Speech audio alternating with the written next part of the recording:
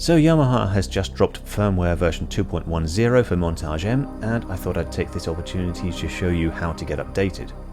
The first thing you're going to need is a USB stick with enough capacity for both the firmware and your complete user backup file.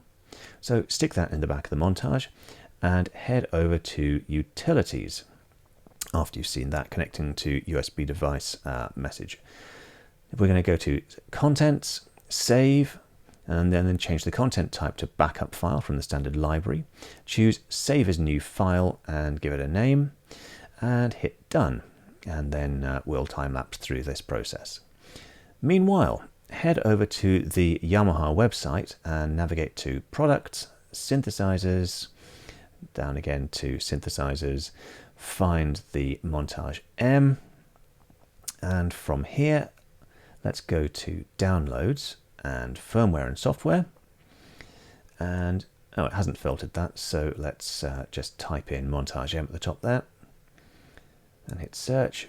And there we can see firmware if you've already got version 2 or firmware if you've got version 1. So I've got version 2 already, so I'll download that. But the process is identical regardless of what you get. So we'll download that. Once that has downloaded, we'll stick the USB stick in here and see that our Montage backup file is here.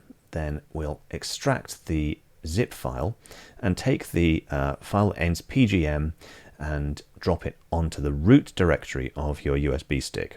And that'll take a little while on my system because my USB stick is rubbish. It'll be done any minute. There we go. So let's just go and check it. I'll get info on that file and see that it is indeed 125.8 megabytes as expected. So let's close that down and head back over to the Montage. So USB stick goes back into the USB to device port, and we'll wait for that USB to device message as soon as I've found out where the hole is. Where's the message? There it is. So once we've seen that it's properly connected, then we're going to turn off the synthesizer using the switch on the back.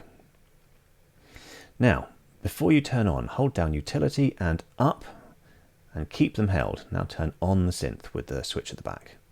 Keeping those buttons held all the time, and you need to keep them held until at least the Yamaha logo has disappeared. And now we see that a message that says it's waiting for a USB storage, and it's found that. So we'll just time-lapse through this bit as it goes through its various processes. There we are. It tells us that the firmware has been found and it's 2.1.0, and we go on to preparing. So again, time-lapsing. Prepares for a while, and finally it's going to make its way to preparing done, and then it'll move over to updating. Now this is going to be very quick on this demo because I've actually already updated my synth, and this is just it's going to find that out in a minute and say done very quickly. So we'll wait for that. There we go, done. And what we're waiting for now is the message that says update completed, and then we can turn off the synthesizer again. And we're turning back on again. Wait for the boot up, and as soon as it comes up, here we go. I can head over to Utilities and System, and it'll say at the bottom of the screen there, Montage M firmware version 2.10.1. So that's good. Let's see what's new. Actually, not an awful lot. If you go to the data utility, then you can use the final encoder under the screen to change pages, which I guess is better than the previous button clicky system. There's also a new change when you're editing parts. So you had the dry level there on global pitch part settings, but it's now also available on the effects routing page. There it is. That's pretty much it, apart from some changes to the MIDI 2.0 implementation, which I haven't played with. If you want to do that, you're going to need to change the USB driver mode there from vendor to generic, but I haven't played around with that, so I'm not going to tell you what it does, because honestly, I don't know.